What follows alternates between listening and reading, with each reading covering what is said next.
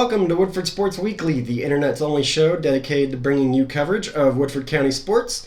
I'm your host, Thomas Mims of the Woodford Sun, and today on the show we're going to do a little bit of a Q&A session. I've got some questions saved up here from Instagram, Facebook, and Twitter, so we're going to answer some of those and clean out the mailbag. Before we get started, I do want to note that the boys and girls basketball teams have both lost in the first round of the 8th region tournaments, respectively. The boys lost to Oldham County Thursday night, and the girls lost to South Oldham last Monday. And the baseball and softball seasons are right around the corner as they begin next Monday, the 17th. A few sports are already in swing for the spring. Girls and boys lacrosse have already started. And then track and field just had their indoor state championships and should be heading outside in just a few days, I think. So with that, let's go ahead and get to clearing out that mailbag. The first question we've got comes from Clark. He says, who are some of the most promising upcoming athletes? So let's start, I guess, with the concept of upcoming. It depends on if you're saying like middle school going into high school teams, or if you're saying some of the high schoolers that maybe have a chance to make an impact a little bit more at the college level and maybe into a further career. But I'll kind of give you a little bit of a mixed bag here. So we'll start with Sawyer Ford from the football team. He's a freshman, already a 3-star kicker according to ProKicker.com. You've also got Nia Rhodes, who's an 8th grader that averaged 5 points per game for the girls basketball team this season. And then Jocelyn Edwards, who last season was a 7th grader for the girls softball team, had 3 shutout innings and 5 strikeouts in the region championship game. I think she's definitely one to watch. And then you've also got Owen Dom of the boys soccer team. He was actually part of the Louisville FC Academy team. They went and played a tournament, I want to say in Florida.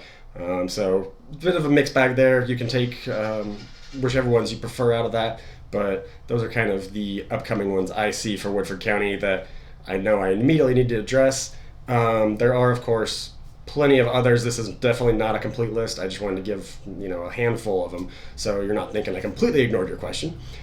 The next one is Caleb. Caleb asks, are you excited for football season? And the obvious answer is yes, I am. We've still got a long way to go, though, but I'm excited. I'm really interested to see what Coach Johnson and the rest of the coaches do as far as how they handle the offense without Amarte Rice, without him as the primary running back.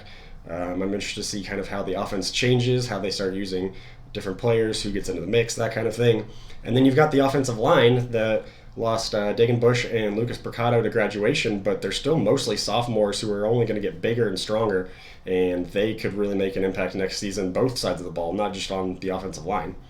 Zach asks, what's your favorite sport to cover and why? I'm not going to pick a favorite. There are pros and cons to covering every sport, really.